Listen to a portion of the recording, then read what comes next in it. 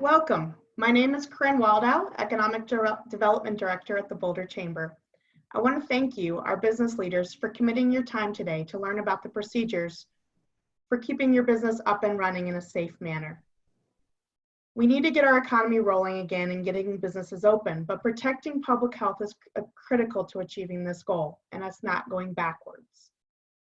We want to thank the other Boulder County chambers, economic development agencies, and cities for their partnership in putting these industry-specific events together. We couldn't do it without you. And we want to thank Boulder County Public Health for hearing our community's interest and working hard to get our businesses open safely, keeping them open safely, and for working with us collaborative to develop safe operating procedures that are sensitive to unique business characteristics. Again, our shared goal is to keep our economy safe and our public safe. At this time, I'd like to turn it over to Lane Drager with Boulder County Public Health. Thank you so much, Corinne. Thanks to the chambers and our business partners for helping organize this. Thank you all of you for attending. We're going to kind of cover several things today, and this is going to be a little different because this is an industry that has been operational for a while, unlike many of the other sessions that we're doing today. So we'll kind of talk a little bit about our agenda here, and Zach, if you'd help me with the slides, appreciate it. So again, for your sector, this has been something that's been operational, but really talking about what's allowed, how we do that safely, really making sure to point you to resources. I know this has probably been a challenge that the grocery were a critical infrastructure, and a lot of the resources that were needed have come out maybe later than you would have liked. But certainly most of what we're going to spend our day on today is that question and answer to make sure we've addressed things for you, point to those resources we've already created, but if there's other things that we need to work on, that we are able to create that. We also are going to make sure to have opportunities moving forward to have regular check-ins to give you that opportunity to hear the most current information and make sure we're addressing things as timely as possible. So we're going to be focused today on retail food establishments, at least as defined by the state. So here's the folks that we're really targeting today. This might be broadened in the future to look at some of those markets as those come on board, because those are also treated similarly. So when we look at farmers markets, but I know that right now most of those markets are not in operation, but that's who we're targeting today. So give you kind of an idea of our timeline. We've obviously been under the stay-at-home orders for a really long time at this point. Boulder County extended those orders because we really were not ready to move to the next phase based on our ability to do the tracing and tracking of cases. Our infrastructure for doing testing within the communities was really not there. So that was one of the reasons we needed to move things back.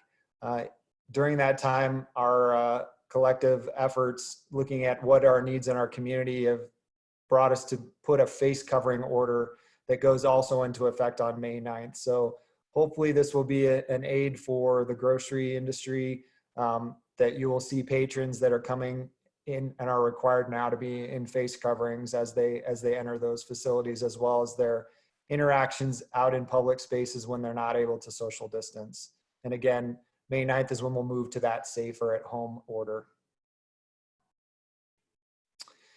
And we're going to be likely in some versions of these orders for quite a long time. Really the needs to move completely out of this. And again, I'm not sure social distancing will not be something that is still encouraged for a really long time, but we need a vaccine. We need to see that significant immunity in our community, and a vaccine development is still far off, let alone then widespread distribution. So again, we're expecting that safer at home will hopefully evolve if we're successful. That's a real critical piece, is that the community take this very seriously, that they implement these practices, because if we're not successful, then we may be in an unfortunate place to have to start to move backwards, which we really do not want to happen. So again, for your specific industry, it is kind of where we have been. And so May 9th may not seem like a big change for you. barring that face covering requirement. But for other retailers, curbside was permitted, so that's a new component for them. And then May 9th, we'll start to see other business sectors phasing in. That face covering order hopefully starts to address more of how people are behaving in public. But again, we're continuing to prepare the whole community and our business sectors for moving to safer at home. Just want to touch on kind of that face covering order. Really, we're looking at any time people are outside and they cannot social distance, they need to have a face covering. There are a few exceptions, and it's really looking at the health risks for people. So if it's not going to be safe for you to wear the face covering, then it will not be required. Again, if you're able to social distance, you're really outside by yourself, that it is not required. And then for children under 12.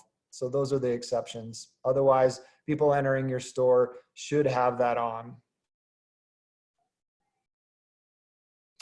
So again, we're going to be moving forward here May 9th. Again, for your sector, it is a little different. Not really going to be a lot of changes, but for a lot of other businesses, it is pretty radically different. So you're going to start to see more people out in public because they're going to be going to the various pieces. And again, our focus is really on that risk reduction and those high exposure risks, trying to mitigate. So there's a lot of guidance for each specific sector on how that'll handle.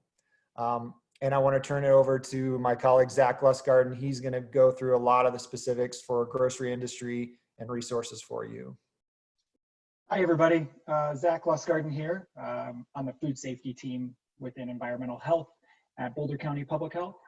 And so what I want to talk about today is what the grocery industry can do right now as we move into safer at home. And then we'll have some time for Q&A at the end. So as we move to safer at home, May 9th, there are no changes. Everything that you've been doing since March 26th is still in effect. So we'll mostly focus on some best practices today and go through our checklist that we've created for groceries. So again, no changes for the grocery sector as we move forward to safer at home. So just wanted to share some best practices with you. This information is from the FDA, and they've broken it down into 4 sections. The first section is be healthy, be clean. And essentially what we're talking about here is employee illness. What we're talking about is pre-screening employees. And we'll get into a little bit more of this illness question because that has been a frequently asked question in our complaint center. So in the presentation in a few minutes, I'll go over that more in depth. Again, just best practices, washing your hands often with soap and water. We all know that. Having alcohol-based hand sanitizer, the 60% alcohol-based is what we're talking about here.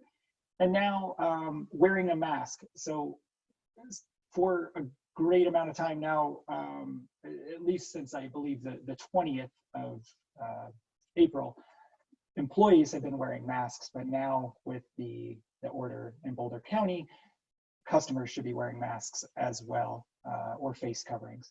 And then some just basic stuff about folks that may be working in your deli, talking about not touching ready-to-eat foods with our bare hands, using single-use tissue, service gloves, things of that nature. And then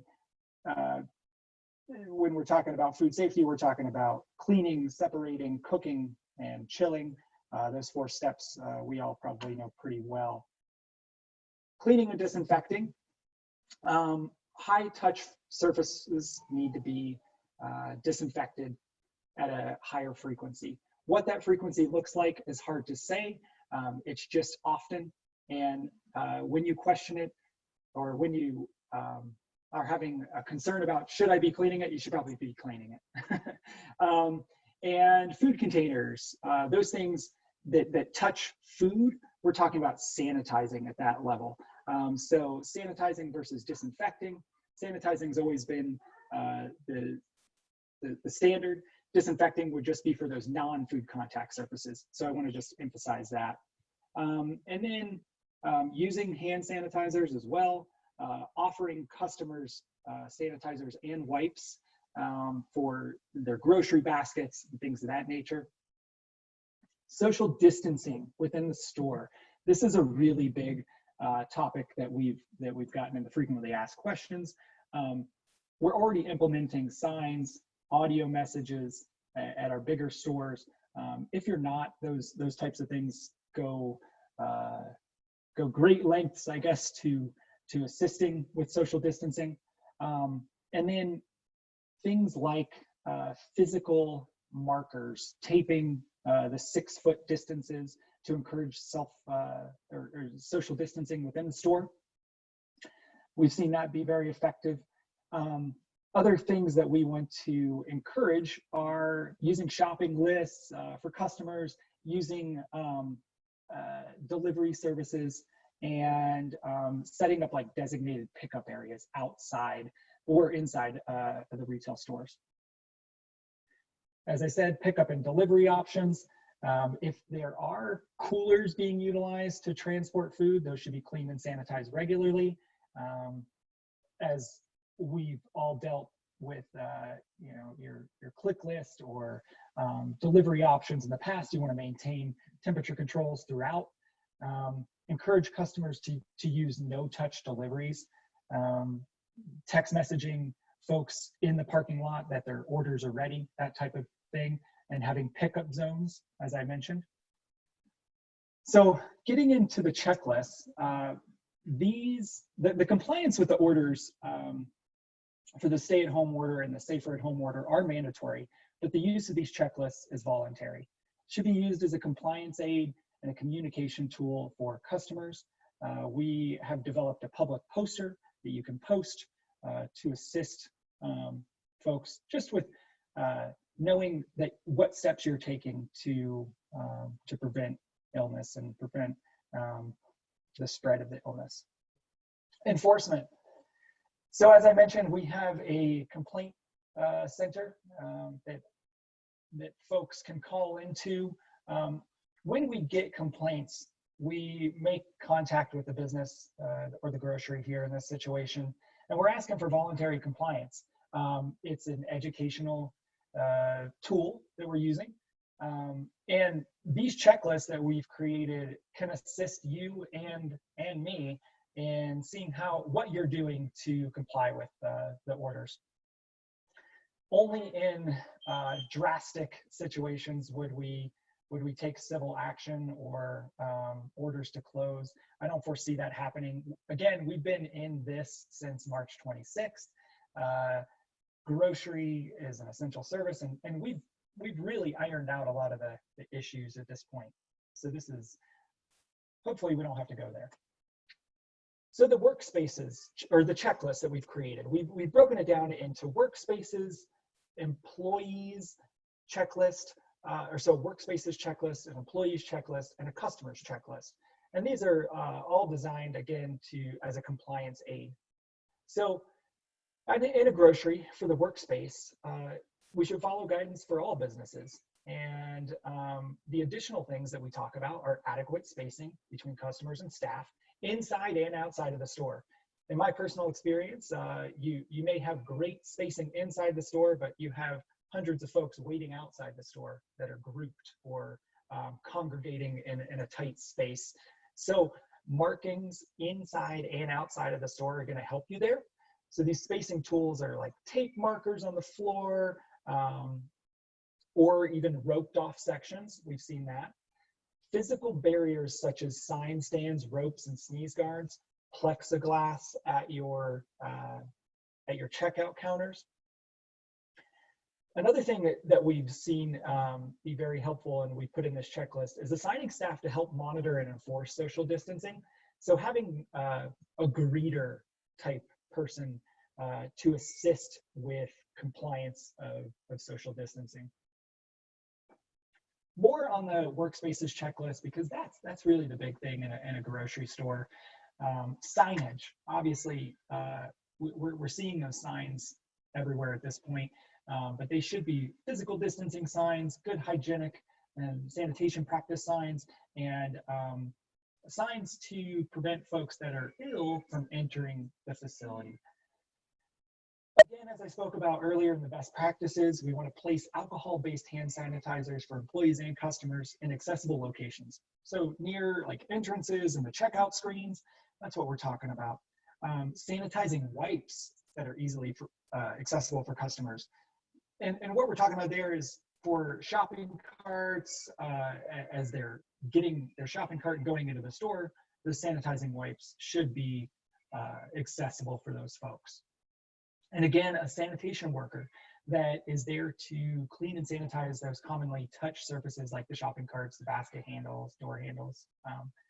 And then, as I spoke earlier, requiring employees to stay at home if they're showing symptoms of illness. And that's, we'll talk about that in just a minute. Employees checklist, masks and gloves required at this time. Wellness checks, that's the new thing that we're trying to implement throughout the industry. But those are temperature checks. Again, this is a checklist of recommendations. This is not in the order, but it's something that we're highly recommending. Those temperature checks for employees and symptom monitoring tactics are going to go a long way into preventing folks that are symptomatic or maybe asymptomatic, but have some underlying symptoms that to prevent them from coming to work. Other things for the employees, we want to stagger and alter shifts to reduce number of employees in the store at once, and limit exposure for the employees that are higher risk. So if some folks have underlying health conditions, perhaps we can rearrange their work to not be in the store or to be in a not so risky situation. So illness, this is the one that I've really gotten more feedback on and questions on in that complaint center than anything else. So what to do if an employee is sick? They should notify their supervisor and stay at home, and they should start isolation, self-isolation or isolation. Isolation, I've put a link here for what that looks like, and we can get to questions and answers at the end because I'm sure this will be a hot topic. When can folks return to work? It's when they've met the CDC criteria for 3 days of no fever with no fever reducing medications. They have improving respiratory conditions, so no cough, shortness of breath, etc. And at least 7 days have passed since their first symptoms appeared. Now this is general guidance and may differ based on the individual's situation. The other thing is, if we have a sick employee, who has been exposed by this employee?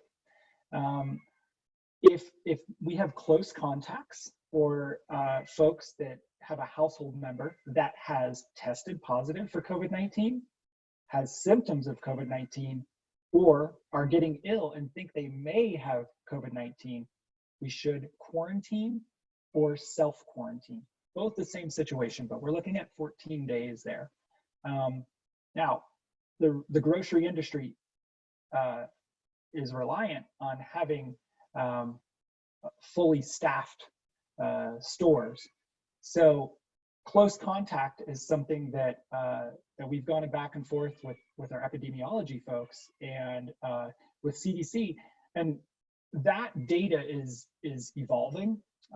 They've said that a close contact can be someone that's been within 6 feet of an individual that, again, has tested positive for COVID-19, has symptoms of COVID-19, or think they may be getting ill. So within 6 feet for 10 minutes, as little as 10 minutes. But again, that information is evolving. So that's something that we should be working on within the store. Customers checklist. Face coverings are required as of May 9th. And so we're really hoping that the folks that maybe you have as greeters can assist with that. The other things that we're looking for here are providing dedicated in-store visiting hours for high-risk populations. That's been done almost across the board in my experience and what I've seen in person. We want to encourage the order ahead, curbside, and online shopping delivery options. If you have a buffet, that is a really risky situation right now. So we want to prohibit those self-serve foods like the hot bars, the cold bars, and the buffets. And we want to prohibit any kind of sampling. The other thing that we've seen are displays, food displays, maybe herbs or things outside the store that we want to prevent customers from touching and possibly contaminating. So just thinking about where your displays are. So now I just want to turn it over to Q&A. I'm sure there's lots. I'm not sure how many folks we have on the call, but I'd be happy to answer any questions we have. So we don't have lots, but I have a few general questions about access to PPE, access to you know, other things that are in the requirements. Where might companies find resources?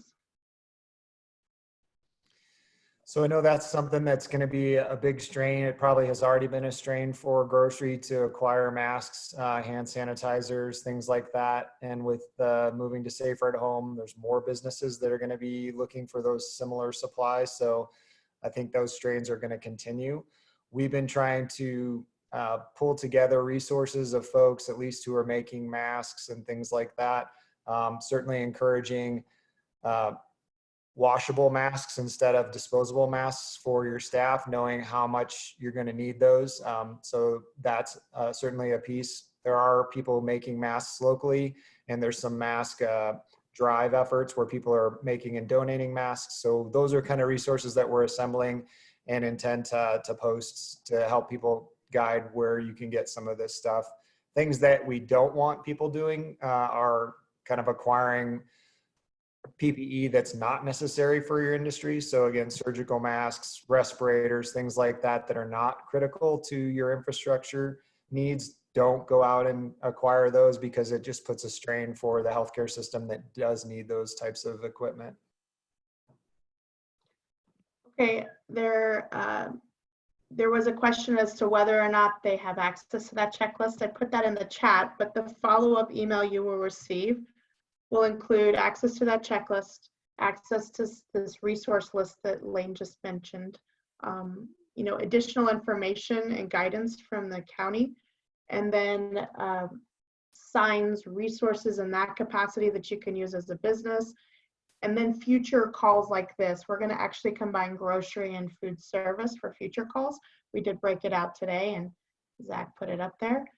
There'll be 1 o'clock every Tuesday, just moving forward. There was also, you know, a question a little bit about, you know, in other sessions, it might be kind of nice. We don't have crystal balls, but what's the future? How long are we going to be in these situations? I know, Dwayne, you mentioned a little bit, but, you know, months, years, days. I mean, we'll be in some level of social distancing for an incredibly long time. As far as for grocery changes there, I certainly don't expect any change in guidance through May. May 26th is kind of when safer at home and our mask orders are set for. And that's still a projection of hopefully we will have seen this next phase go well, and that we potentially start to have additional things relaxed.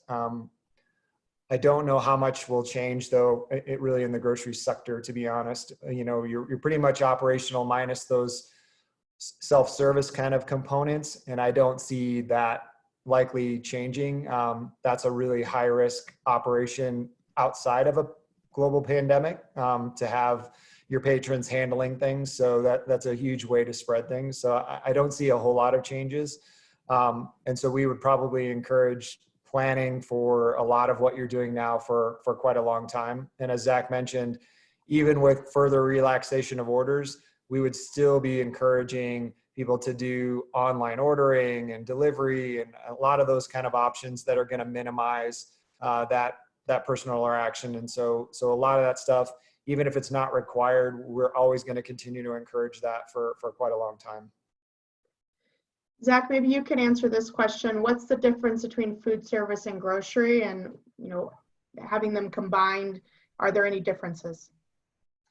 Well, grocery is just a subset of the food industry.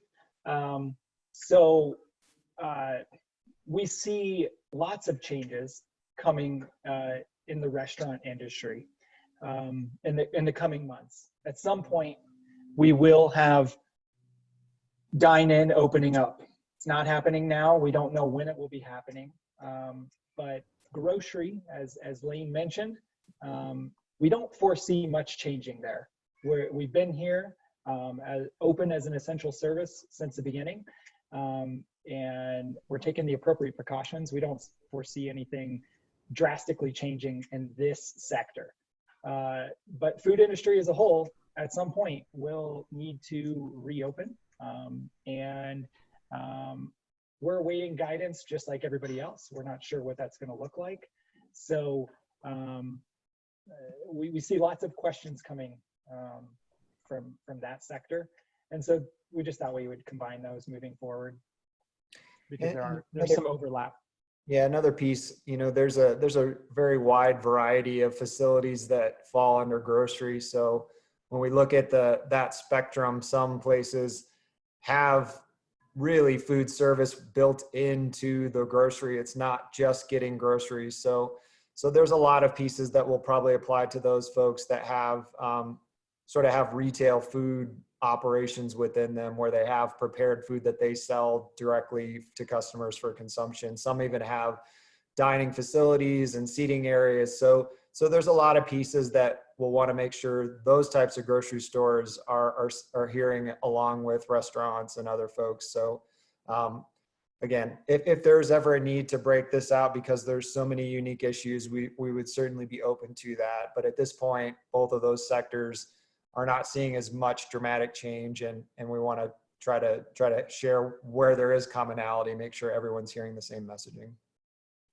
Speaking of same messaging, one question we get a lot, and would like just a little bit more clarification on, you guys are following the state of Colorado guidelines for the safer at home and in other areas, except for the mask requirement, correct?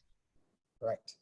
Okay, so this isn't just Boulder County, this is statewide, this is the state requirements. Yeah, and I think Zach has talked about the checklists are really tools, but if you're going to the state website, which is another tool that we'll make sure that you have, it kind of steps through what you need to be doing, but we've tried to package all of that and again give resources to folks on best practices and other things, but the state requirements are what we're enforcing. So just a little bit more guidance on the masks, now that there's a requirement of masks for individuals, the patrons as well. What are some best practices or advice on, talking to patrons that aren't wearing masks? So that mask requirement has some of those caveats. So there could be people that aren't in your store that are not capable of wearing a mask because of a health condition, or a mental health condition that it would be exacerbated by wearing the mask. So those are all legitimate exceptions in addition to the children exemption. But I think, we've worked with the chamber so that there can be signage clearly posted at the doors. There's been a lot of effort to make sure within Boulder County that ordinance is understood. And certainly if you have a person posted at the front, as Zach talked about, that's a great thing. As people are walking up, hey, please make sure you have your mask on unless you have an exemption, so that you've kind of thrown that disclaimer out there. You don't need to start probing each person that's not wearing a mask about why they're not wearing it. It's similar to the ADA, not starting to probe down that. So we are really hoping that people have already been voluntarily doing this, and then it further increases the percentage of folks. But this is absolutely an area that we're going to be checking in with you as we have these weekly meetings and working with the chamber of how effective is this mask ordinance? How effective are some of these different practices in being implemented? Because that's a critical piece in us staying where we're at and continuing to be able to relax things. As if it's not successful, people are not doing it, and our disease transmission goes up, we may have to move backwards. So we want to hear from you. You're seeing this firsthand. You're going to be our best eyes and ears at how well people are doing at this, and what level people are choosing not to. We don't have an exact idea of how many people probably are in an exemption, but most people should probably be wearing a mask. To follow up on that, can you clarify that patrons are required to wear masks in stores other than exemptions starting Saturday? And does the BOCO order include all cities and towns in Boulder County? Also, can businesses refuse entry for no mask compliance? If people are that forthright to say, starting with your last piece, that no, I just refuse to wear a mask, I think you can refuse them to enter your store. And then again, if they're really belligerent, that would be something that, like any other belligerent customer, those are the protocols you would kind of implement, and it certainly could involve calling the police. Yes, the ordinance goes for all of the county. So it's in effect. The city of Boulder already has their mask ordinance, so that's already in effect, but this will basically just cover the entire county. So this will be required for everyone in public that can't maintain social distancing.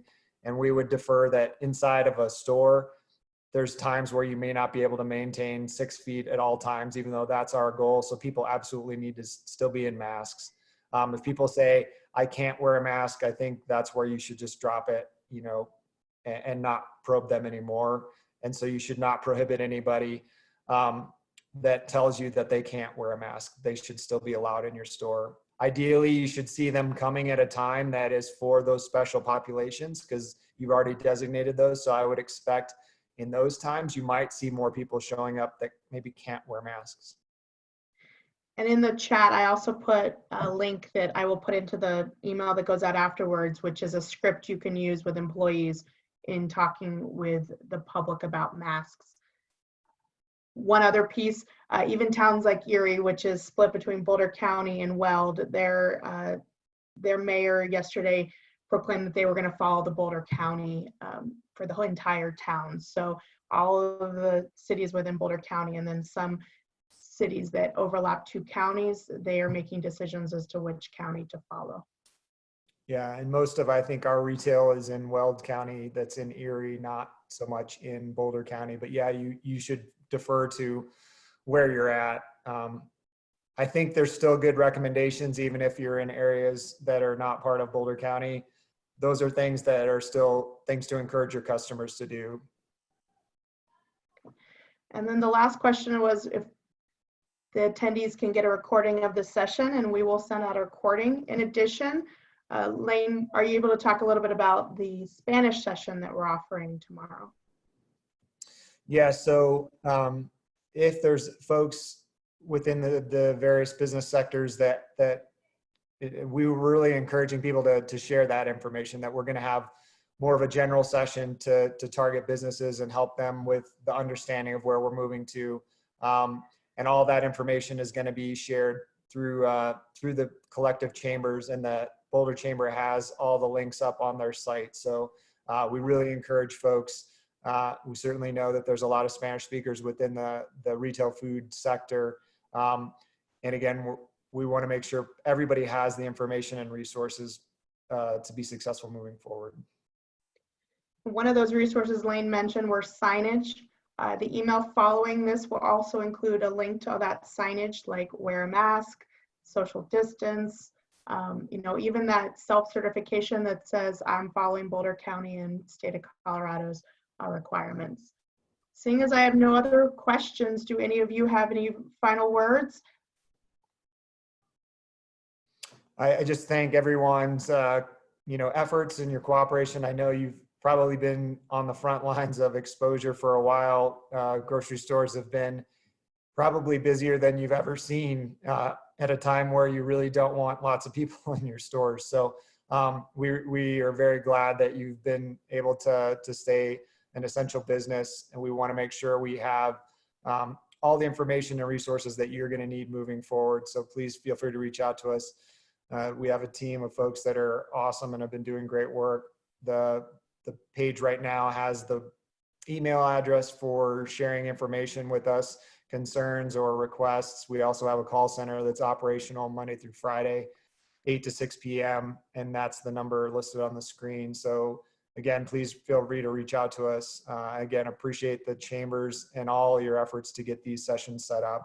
And again, thank you all.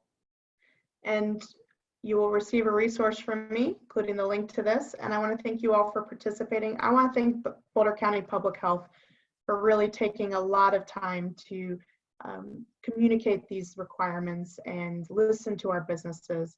So we as Chambers and Economic Development are very appreciative of the staff at Boulder County Public Health.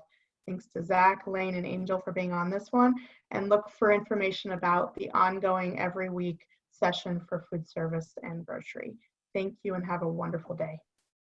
Thank you all.